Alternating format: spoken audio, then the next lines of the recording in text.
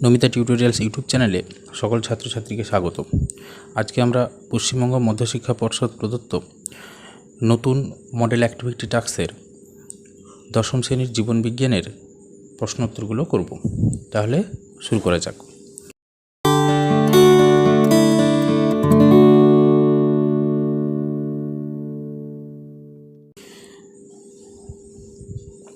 প্রথমে বলছে উদ্ভিদের পর্বমধ্যের দৈর্ঘ্য বৃদ্ধি ঘটায় যে হরমোন সেটি নির্বাচন করো।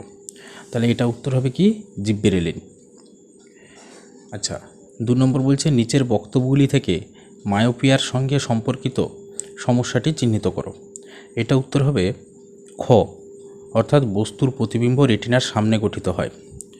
নাম্বার 1-3, নিচের যে জোড়াটি সঠিক তা স্থির করো।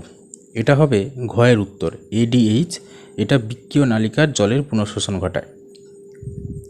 এবারে 2-এর দাগ, শূন্যস্থান পূরণ করতে হবে। ডাবের জলে ড্যাশ হরমোন থাকে, উত্তর হবে সাইটোকাইনিন। পায়রার একটি ডানায় ড্যাশটি রেমিজেস নামক পালক থাকে, উত্তর হবে 23টি। 2-3, RNA-তে থাইমিনের পরিবর্তে ড্যাশ থাকে, উত্তর হবে ইউরাসিল।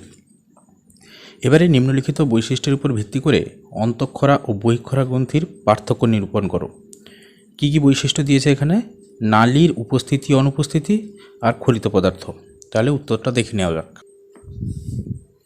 তাহলে দেখো 3-1 উত্তরটা হবে কি, প্রথমে বৈশিষ্ট্য, তারপরে অন্তঃক্ষরা গ্রন্থি, বহিঃক্ষরা গ্রন্থি।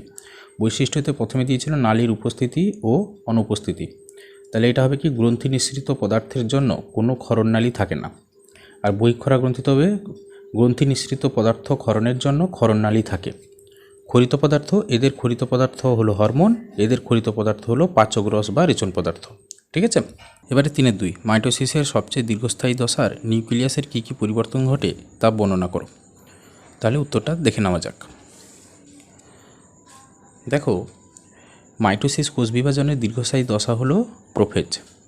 প্রোফেজ দশায় নিউক্লিয়াসের যেসব পরিবর্তন ঘটে তা হলো, নাম্বার 1, এই দশায় নিউক্লিয়াস থেকে জল বিয়োজন ঘটে, ফলে ক্রোমাটিন জালিকার ক্রোমাটিন তন্তুগুলি ক্রমশ সুস্পষ্ট হয়।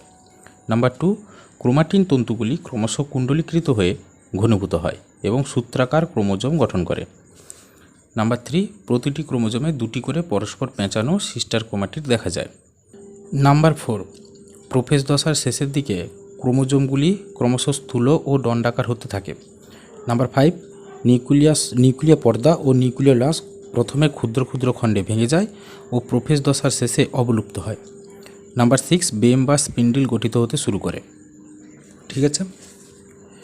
এবারে দেখো 4-এর প্রশ্ন বলছে, প্রাণীকোষের মাইটোসিস কোষ বিভাজনের মেটাফেজ দশার পরিচ্ছন্ন চিত্র অঙ্কন করে নিম্নলিখিত অংশগুলো চিহ্নিত করো। কি কি অংশ দিয়েছে? ক্রোমাটিড, মেরু অঞ্চল, সেন্ট্রোমিয়ার আর বেমতন্তু। এখানে আমি তোমাদের একটা ছবি দিয়ে দিচ্ছি, তোমরা সেই ছবিটা দেখে এঁকে নেবে। আজকে এই পর্যন্ত। ভিডিওটি ভালো লাগলে একটি লাইক করে বন্ধুদের সঙ্গে শেয়ার করে দিও। তার সঙ্গে চ্যানেলটিকে সাবস্ক্রাইব করে রাখো পরবর্তী ভিডিওগুলি সবার আগে পাওয়ার জন্য। ধন্যবাদ।